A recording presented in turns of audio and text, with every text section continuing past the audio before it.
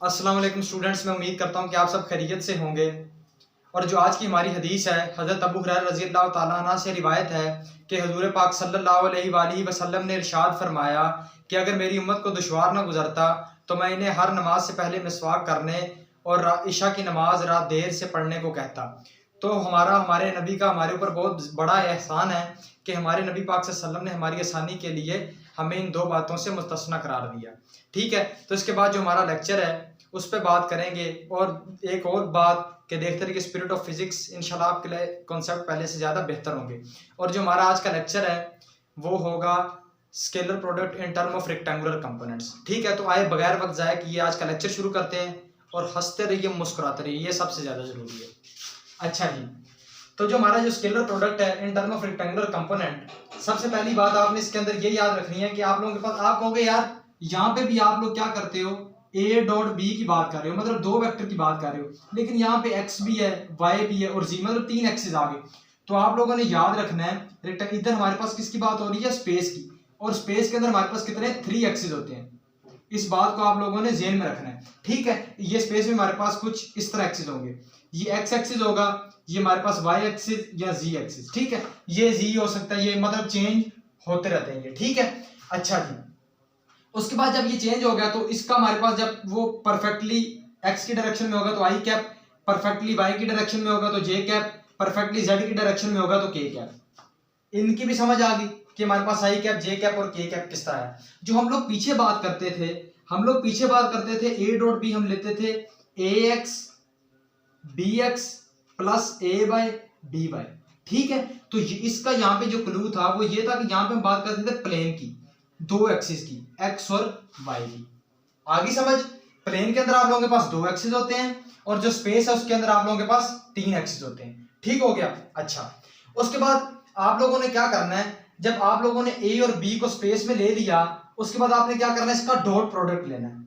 ये दरमियान में डॉट आपको शो कर रहे, क्या किया आपने, इसका डॉट प्रोडक्ट लिया।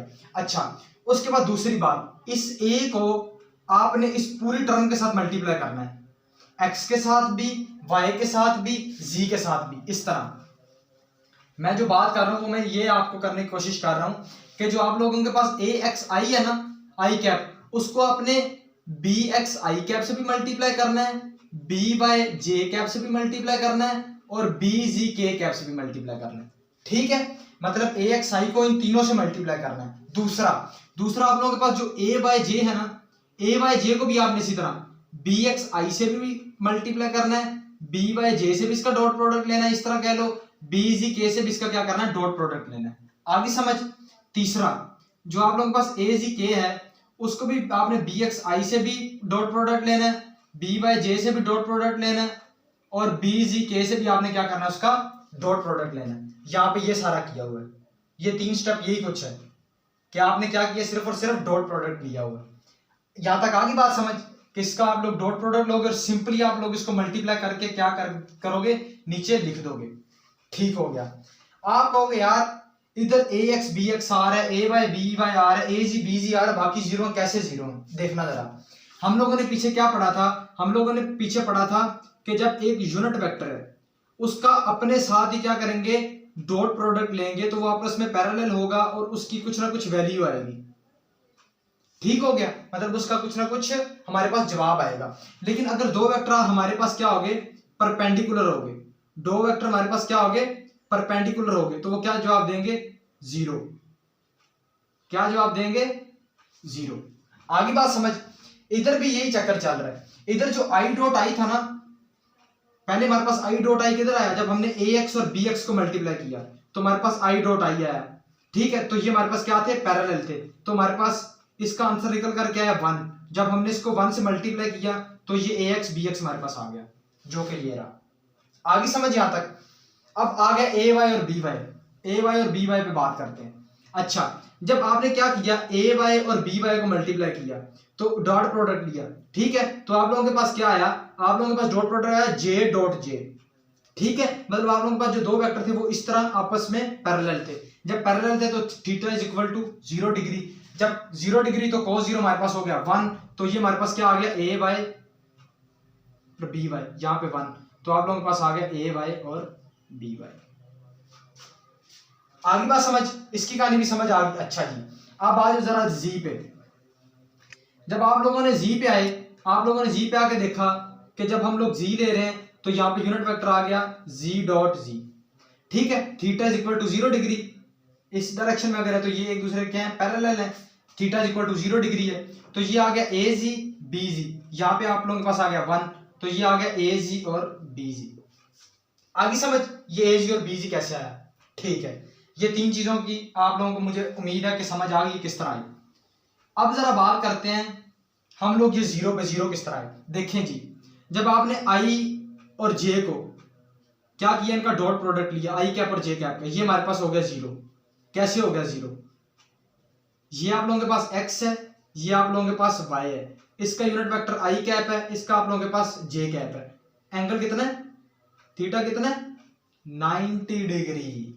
थीटा कितना 90 डिग्री। पीछे आप लोगों ने पढ़ रखा है कि जब theta is equal to 90 degree होगा, इसका मतलब है दो यूनिट वेक्टर परपेंडिकुलर, और उसका क्या मतलब है कि जब ये एक दूसरे से ज़रब होंगे तो हमारे पास आंसर कितना आ जाएगा, 0, ठीक है। इसीलिए जब हमने ए एक्स और बी वाई इन दोनों को लेके आए तो इधर आ गया आई कैप और ये है जे कैप के साथ, ये बन गया theta is equal to 90 degree, हो गई ये परपेंडिकुलर। जब ये परपेंडिकुलर हुए तो इसका जवाब हमारे पास क्या आ गया, 0 आ गया। आगे समझ, बाकियों के चक्कर में भी यही है।